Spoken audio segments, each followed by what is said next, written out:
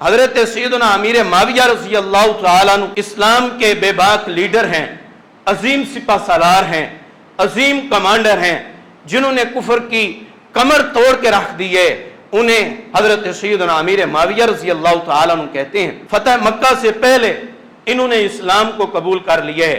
ان کے والدین یعنی سردار سیدنا ابو سفیان رضی اللہ تعالیٰ عنہ نے فتح مکہ کے موقع پر اسلام قبول کیا، اور ان کی والدہ سیدہ ہندہ جسے کہا جاتا ہے، اصل میں وہ سیدہ ہند حدیث کے اندر وہ لفظ ہے، سیدہ ہند، انہوں نے بھی جو ہے وہ فتح مکہ کے موقع پر اسلام کو قبول کر لیے۔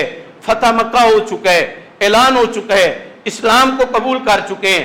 جس وقت پھر تقریباً 1.25 سال گزرنے کے بعد اللہ کے پیغمبر صلی اللہ علیہ وآلہ وسلم نے اپنا ایک لشکر تیار کر کے حج کے لیے روانہ کیا۔ یہ 9 ہجری کا واقعہ ہے۔ حضرت سیدنا امیر معاویہ رضی اللہ تعالیٰ عنہ 8 ہجری کے اندر مسلمان ہوئے ہیں۔ 9 ہجری کے اندر اللہ کے پیغمبر صلی اللہ علیہ وآلہ وسلم نے قافلہ تیار کیے حج کے لیے۔ حضرت سیدنا ابو بکر صدیق رضی اللہ تعالیٰ عنہ کو قافلے کا امیر مقرر کیا گیا ہے۔ یہاں پر یہ حج کرنے کے لیے چلے گئے ہیں، اور اللہ رب العزت نے پیچھے سے قرآن نازل کر دیے۔ سورت کا نام سورت توبہ ہے، آیت نمبر 100 ہے۔ اگر کوئی بندہ بھی آیت کا ترجمہ نہ پڑھے تو اس کو توبہ کے معنی سے ہی پتہ لگ جانا چاہیے۔ اللہ رب العزت نے کیا فرمایا؟ وَالسَّابِقُونَ الْأَوَّلُونَ مِنَ الْمُهَاجِرِينَ وَالْأَنصَارِ، جو سب سے پہلے ہجرت کرنے والے ہیں وہ کون ہیں؟ وہ میرے سیدنا ابو بکر صدیق رضی اللہ تعالیٰ عنہ ہیں، وہ حضرت سیدنا عمر فاروق رضی اللہ تعالیٰ عنہ ہیں، وہ حضرت سیدنا عثمان غنی رضی اللہ تعالیٰ عنہ ہیں، وہ حضرت حیدر قرار شیر خدا حضرت علی المرتضیٰ رضی اللہ تعالیٰ عنہ اور دوسرے صحابہ کرام ہیں۔ قرآن کا نزول ہو رہا ہے، حضرت سیدنا ابو بکر صدیق رضی اللہ تعالیٰ عنہ حج پہ گئے ہوئے ہیں۔ سورت کا نام سورت توبہ ہے۔ اللہ رب العزت بتانا یہ چاہ رہے ہیں وہ جو پہلے ہجرت کر کے آ چکے ہیں، اور والسابقون الاولون من المہاجرین والانصار، مہاجرین کی بات ختم کی، پھر فرمایا وہ انصار ہیں۔ وہ انصار کون سے لوگ ہیں؟ جنہوں نے مسلمانوں کی مدد کی ہے۔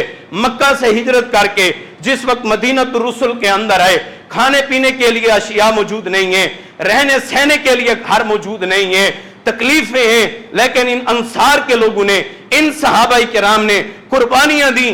اللہ کے پیغمبر جی ہمارے 2 گھر ہیں، ایک گھر کسی صحابی کو دے دیجئے۔ اللہ کے پیغمبر جی ہماری اتنی زمین ہے، اتنی جمع پونجی ہے، آپ اس کو دے دیجئے۔ فتح مکہ کے موقع کے اوپر میرے پیغمبر صلی اللہ علیہ وآلہ وسلم نے کیسا اعلان کیے، کیسی محبت کا پیغام دیے۔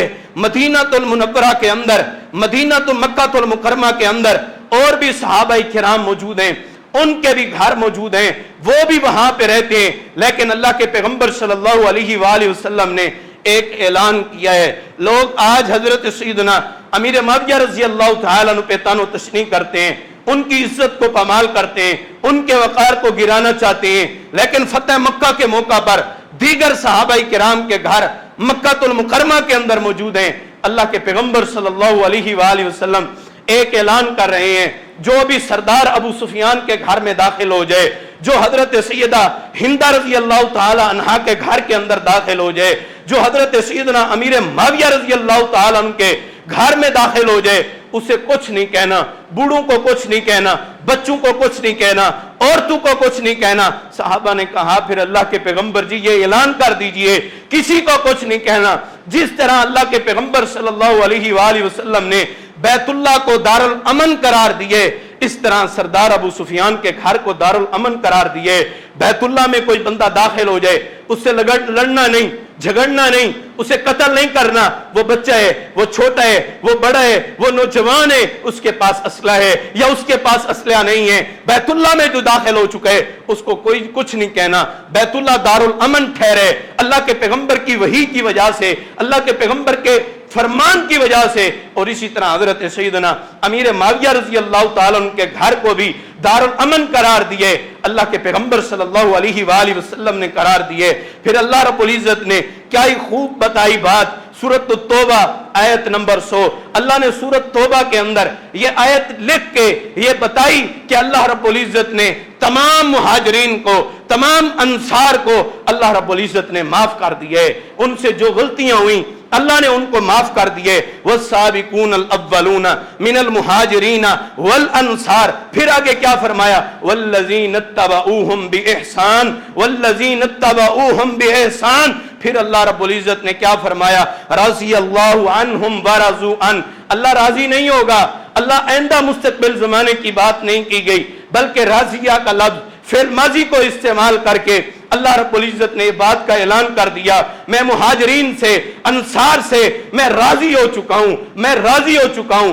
और अकेला अल्लाह नहीं, बल्कि कहा रज़ी अल्लाहु अन्हुम व रज़ू अन, मैं भी उनसे राजी हूं और वो भी मुझसे राजी हो गए हैं। यानी असहाब भी अल्लाह पे राजी हैं और अल्लाह भी इन असहाब पे राजी हैं। मैं अब इस आयत मुबारका का ये तर्जुमा करना चाहता हूं। रज़ी अल्लाहु अन्हुम व रज़ू अन, अल्लाह फरमा रहे हैं मैं सरदार सैयदना अबू सुफियान रज़ी अल्लाह तआला अन्हु पे राजी हो चुका हूं और सरदार अबू सुफियान रज़ी अल्लाह तआला अन्हु मुझ पे राजी हैं। मैं हजरत सैयदना अमीर मुआविया रज़ी अल्लाह तआला अन्हु पे राजी हो चुका हूं और वो मुझ पर राजी हो चुके हैं। फिर अल्लाह इनके लिए क्या है? फिर अल्लाह रब्बुल इज्जत ने आगे फरमाया वअद्द लहुम। ये नहीं कहा कि मैं तैयार करूंगा, तैयार की जाएगी, ये नहीं कहा, बल्कि अल्लाह ने फिल माजी को इस्तेमाल करके ये कहा वअद्द लहुम। अल्लाह फरमा रहे हैं कि मैंने इनके लिए जन्नत को तैयार कर दिया है, जन्नत को मैंने तैयार कर दिया। जन्नत बनाई सहाबा के लिए, जन्नत बनाई सरदार अबू सुफियान के लिए,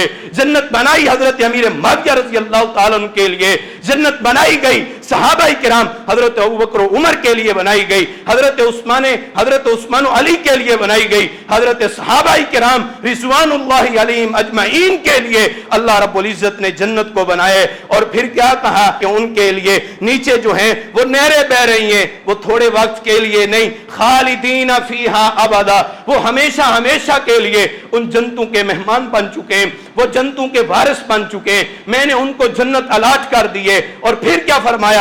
ज़ालिकल फौजुल अज़ीम, ये बड़ी कामयाबी है। अल्लाह रब्बुल इज्जत ने सूरत तौबा के अंदर तमाम सहाबाए किराम के लिए ये ऐलान कर दिए। ये फतह मक्का के 1.25 साल बाद जिस वक्त हजरत अबू बकर सिद्दीक रज़ी अल्लाह तआला अन्हु हज के लिए गए हुए थे, ये आयत उस वक्त उतरी। अल्लाह के पैगंबर सल्लल्लाहु अलैहि वसल्लम ने हजरत अली अल मुर्तज़ा रज़ी अल्लाह तआला अन्हु को हुक्म दिया ये आयत लेके जाए और जाके हजरत सैयदना अबू बकर सिद्दीक रज़ी अल्लाह तआला अन्हु को बता दे जो भी अब तक ईमान कबूल कर चुके हैं अल्लाह ने उनको माफ कर दिए। ये तो फतह मक्का से 1.25 साल बाद आयत नाज़िल हुई है और वो 1.25 साल पहले इस्लाम को कबूल कर चुके हैं। यानी माना क्या है कि जो भी हालत कुफर के अंदर सहाबाए किराम ने जिस वक्त इस्लाम कबूल नहीं किया था, जो भी उनसे गलतियां हुई, जो भी उनसे कुताहियां हुई, अल्लाह रब्बुल इज्जत ने तमाम के तमाम को माफ कर दिए। और इस आयत मुबारका को सूरत तौबा में लिखा है।